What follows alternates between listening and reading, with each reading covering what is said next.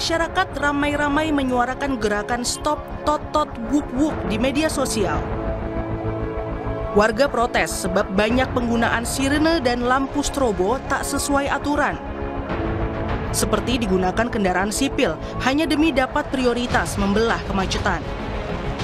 Akhir-akhir ini kan penggunaan strobo tuh banyak yang disalahgunakan ya. Jadi kadang-kadang sebenarnya nggak urgent-urgent banget. Malah ada platnya plat biasa, tapi mengapa dia menggunakan strobo? Apalagi pas macet, dia sudah tahu macet, tapi dia malah menggunakan strobo. Dan itu dari suara sudah mengganggu dan orang jadi tertekan. Apalagi cuman ngawal-ngawal kayak apa sih namanya, komplotan gitu kan bareng-bareng. Cuman keren-kerenan nggak masuk sih bang. Merespons protes masyarakat, Kepala Kops Lalu Lintas Polri, Irjen Agus Suryo Nugroho, membekukan penggunaan strobo dan sirine yang mengganggu pengguna jalan. Masukan masyarakat itu hal positif untuk kita, dan ini saya evaluasi. Dan bahkan saya Kakor Lantas saya bekukan untuk pengawalan menggunakan suara-suara itu. Karena ini juga masyarakat terganggu, apalagi padat, ini kita evaluasi, biarpun ada ketentuannya. Pada saat kapan menggunakan sirine, termasuk patok, dan ini saya terima kasih kepada masyarakat untuk Korlantas sementara kita bekukan. Undang-Undang Nomor 22 Tahun 2009 tentang Lalu Lintas dan Angkutan Jalan mengatur 7 kendaraan yang berhak mendapat prioritas di jalan raya. Di antaranya ambulans mengangkut orang sakit, pemadam kebakaran, kendaraan untuk pertolongan pada kecelakaan lalu lintas, pimpinan lembaga negara, dan kendaraan pimpinan serta pejabat negara asing. Jika ditemukan penyalahgunaan, negara diminta tegas bertindak demi keadilan pengendara di jalan. Tim Liputan, Kompas TV. Saudara Jenderal Agus Subianto, Panglima TNI, ikut merespons soal ramainya keluhan masyarakat soal penggunaan strobo dan sirine di jalan raya. Panglima bilang strobo dan sirine digunakan harus sesuai aturan, termasuk kedaruratan. Saya juga melarang kepada pengawal saya untuk bunyikan strobo, karena ganggu kita juga, gitu, ganggu saya juga. Saya kan pengen nyaman juga, kendaraan juga tidak menghargai pengendara yang lain, gitu. Lihatnya kalau saya juga jarang pakai strobo. Saya kalau lampu merah saya berhenti, kasat semua berhenti. Saya sampaikan kepada kesatuan saya kalau ikuti aturan. Kecuali ada hal yang memang membutuhkan kita urgensi, cepat kita harus ada di suatu tempat memberikan bantuan, atau mungkin kan kita juga seperti ambulan kita dahulukan, kemudian pemadam kebakaran yang harus segera memberikan bantuan kepada yang membutuhkan. Dan kita akan lebih dalam membahas hal ini, soal protes masyarakat terhadap penyalahgunaan sirine dan strobo, lalu juga bagaimana Korlantas mengawasi penerapannya bersama Direktur Penegakan Hukum Korlantas Polri, Brigadir Jenderal Polisi Faisal, lalu hadir pula founder Jakarta Defensive Driving Consulting, sekaligus praktisi keselamatan berkendara, Yusri Palubuhu. Selamat malam Bapak-Bapak.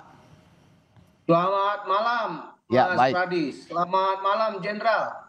Selamat malam, Pak. Oke. Tadi selamat malam, Pak Yusri. Baik, saya pertama-tama ke Pak Dir dulu, Pak Dirgakum. Pak Faisal, sekarang sudah di moratorium, tapi saya ingin tanya penerapannya soal aturannya, soal penggunaan sirine dan strobo ini gimana sih sejauh ini? Ya, jadi terima kasih ya Mas. Mohon maaf ini saya lagi perjalanan dari Baik, silakan Pak. Jogja. Mohon maaf. Kemarin kami sudah banyak sekali masukan, sudah banyak kali saran, termasuk dari Pak Yusri ini, luar biasa sekali.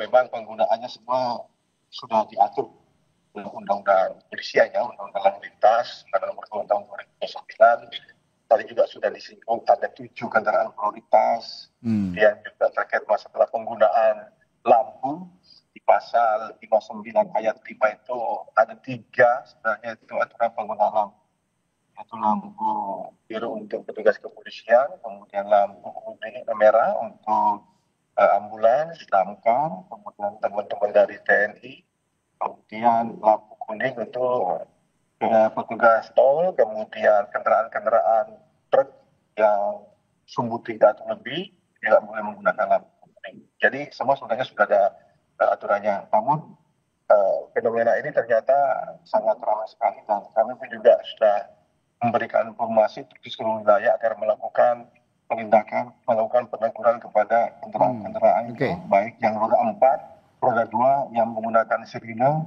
yang menggunakan rotator, strobo, yang betul-betul sangat mengganggu, terutama pada saat macet gitu, Mas. Nah, gitu. Oke.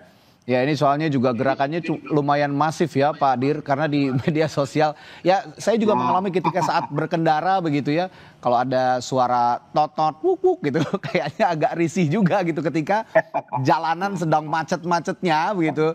Dan ada yang ingin menyalip, kalau saya lihat kalau bukan pejabat negara, agak gerah juga kita ngelihatnya. Nah, ini saya tanyakan Pak Yusri nih, Pak Yusri, sirine dan strobo dibekukan memang oleh Korlantas Polri sementara, tapi menurut Anda apa perlu dipastikan juga agar kepolisian ini bisa tegas juga dalam menegakkan penerapan atau aturan penggunaan sirine dan strobo ini, Pak Yusri? Ya, terima kasih Mas Radit.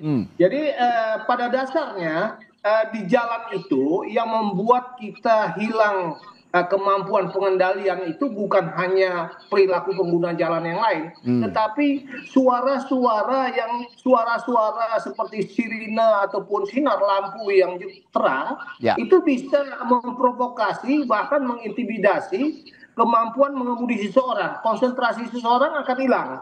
Nah, yang terjadi ketika orang itu bisa menghandle pengendalian kendaraan, dia cuma kesal sendiri, impactnya atau kecemasan yang timbul itu impactnya juga bisa negatif ya, konsekuensinya bisa negatif, bisa hilang kendali, bisa terjadi clash of verbal gitu ya, dia marah, dia maki gitu ya, mungkin non verbal juga bisa terjadi, sehingga jelas suara yang tidak disenangin atau yang keras dan sinar lampu juga bisa memprovokasi, mengintimidasi konsentrasi atau pengendalian seseorang. Demikian Mas Radit. Ya, lalu kalau memang pemerintah ataupun pihak kepolisian tidak bisa menindak tegas, sebenarnya risikonya apa saja yang bisa dimunculkan? Sebab kita juga banyak melihat kasus-kasus arogansi di jalanan karena penggunaan sirine dan strobo ini, Pak Yusri.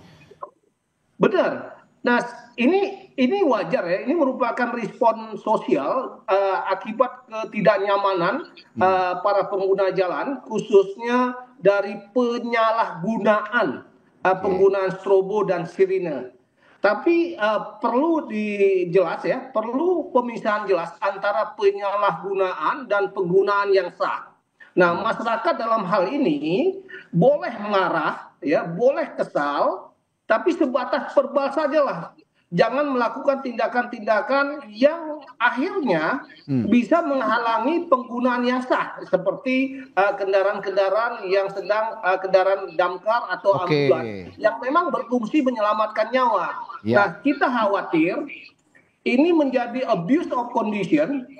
Akibat respon sosial ini bisa terjadi abuse of condition yang salah kaprah, malah bisa menghilangkan nyawa seseorang gitu akibat blocking ataupun blokir, tidak membiarkan kendaraan-kendaraan darurat tersebut.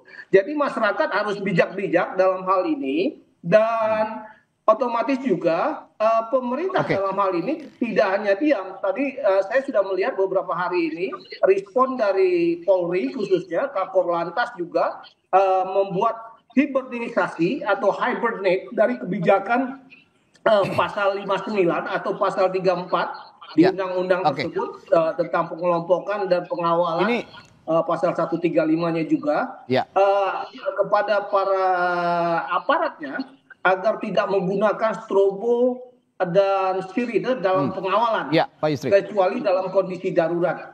Ini merupakan satu langkah bagus untuk meredam respon sosial yang nanti bisa bergerak liar. Sudah begitu kita khawatirkan. Demikian Mas Radit. Ya, ini sudah begitu masif juga gerakannya di media sosial. Tapi saya tertarik juga dengan pernyataan Pak Yusri tadi, bahwa jangan sampai gerakan di media sosial ini memberikan dampak negatif kepada orang-orang yang memang sah atau pihak-pihak yang memang sah menggunakan strobo dan sirine. Nah, pertanyaan saya ke Pak Dirgakum, Pak Dir, lalu bagaimana juga Anda menjelaskan kepada publik, kepada masyarakat, kepada pengguna jalan begitu, agar benar-benar paham jangan sampai mereka ini sporadis saja gitu. Ada yang pakai sirine dan strobo padahal punya otoritas resmi, punya hak untuk menggunakan itu, tetapi malah dihalang-halangi oleh publik, oleh masyarakat dengan emosi-emosi yang dikatakan oleh Pak Yusri tadi. Bagaimana Pak Dir?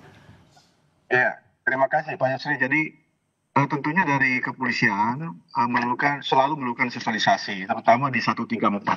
134 ayat 1, 2, 3, 4 itu sudah wajib, itu artinya kalau ada rombongan yang 1, 2, 3, 4 itu pasti masyarakat wajib memberikan prioritas, apalagi dalam kondisi-kondisi damkar, kemudian ambulans, kemudian yang akan ke lokasi TKP atau kecelakaan lalu lintas, bukan hanya mobil ambulans, tapi mobil prima pun yang akan ke lokasi kecelakaan juga harus diberikan prioritas, apalagi mobil dinas kepolisian yang akan melakukan kegiatan pengolahan TKP. Nah tentunya dengan kejadian ini kami intens lagi memberikan sosialisasi, memberikan himbauan, mengajak masyarakat bahwa memang apa yang dikatakan tadi Pak Yusri, bahwa ada memang ketentuan, ada aturan yang dilindungi oleh undang-undang, kendaraan itu berhak untuk diberikan prioritas, tapi dengan SOP mereka harus menggunakan sirine, harus menggunakan rotator. Tapi alhamdulillah sejauh ini masyarakat kita alhamdulillah masih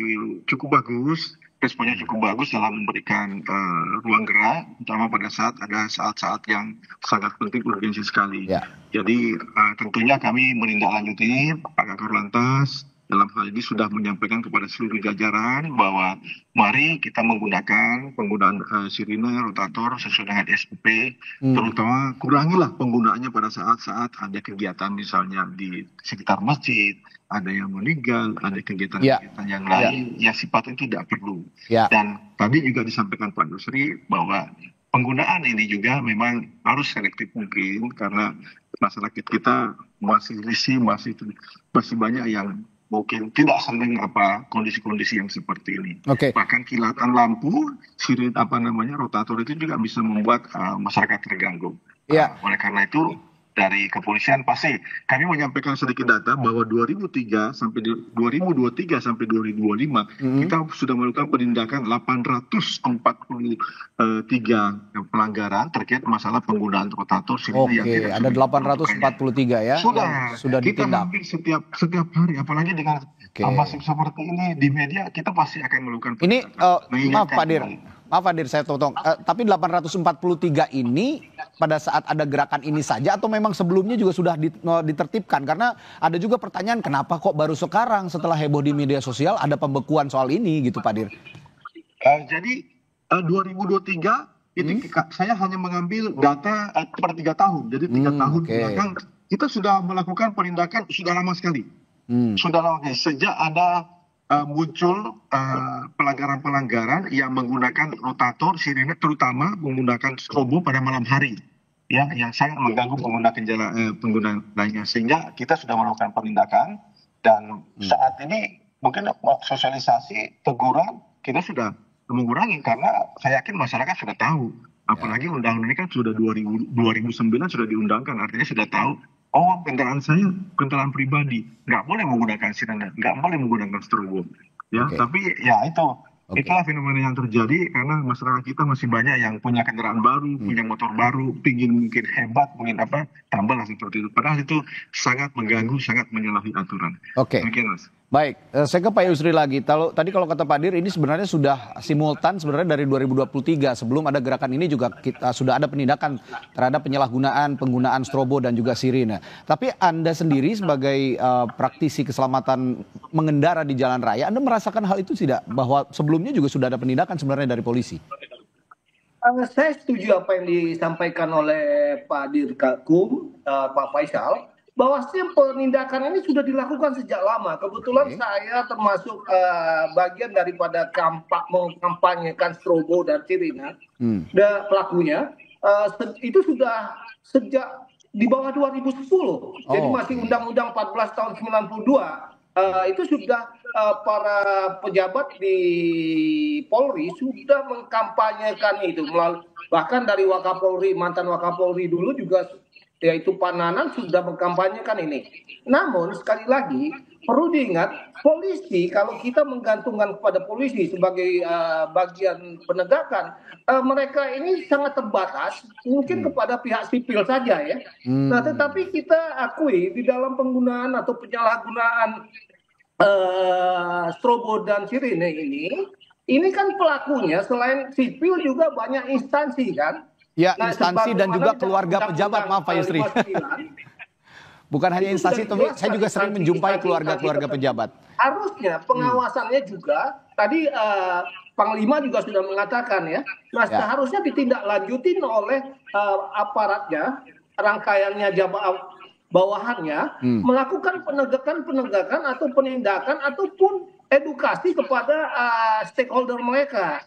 Dengan demikian, lalu lintas itu keamanan lalu lintas, ketertiban berlalu lintas tidak hanya dikontrol oleh polisi saja, tapi semua yang bertanggung jawab. Karena bagaimanapun kenyamanan, keselamatan berlalu lintas itu merupakan tanggung jawab masing-masing pengguna jalan ya. Nah, ini harus disadari penuh oleh para stakeholder jalan raya. Jadi jangan diserahkan ke polisi-polisi, nggak akan mampu. Jadi semuanya harus lakukan partisipasi, seperti misalnya saya dari komunitas. Saya ketua komunitas, saya menyarankan ke anggota komunitas saya tidak ada yang menggunakan strobo. Begitupun departemen, begitupun instansi-instansi pemerintah. Karena kalau polisi melakukan penegakan dan mereka bertemu dengan instansi tertentu, maka akan berhenti sampai di situ. Ya, harapannya demikian Mas Radi. Jadi partisipasi daripada stakeholder perlu di dalam penegakan ini. Ya, harapannya sebenarnya dari diskusi kita hari ini ada kesamaan atau ada kesetaraan pengguna jalan. Ya, kalau memang meskipun itu pejabat ataupun keluarganya tidak dalam kondisi yang tergesa-gesa, bukan hanya tergesa-gesa, kondisi yang urgent begitu, ini tidak perlulah ya menggunakan strobo atau sirine. Kita yang ingin kita rasakan, publik rasakan sepertinya ya kesetaraan dalam menggunakan jalan raya begitu, berkendara. Baik, terima kasih Pak Yusri, Pak Brigjen Faisal juga, Pak Dirgakum sudah bergabung bersama kami di Sapa Indonesia Malam. Semoga penerapannya juga konsisten dan bisa memberikan pendidikan yang baik untuk berkendara bagi publik. Terima kasih Bapak-bapak, selamat petang. Sampai jumpa lagi. Terima kasih Mas, terima kasih Pak Yusri.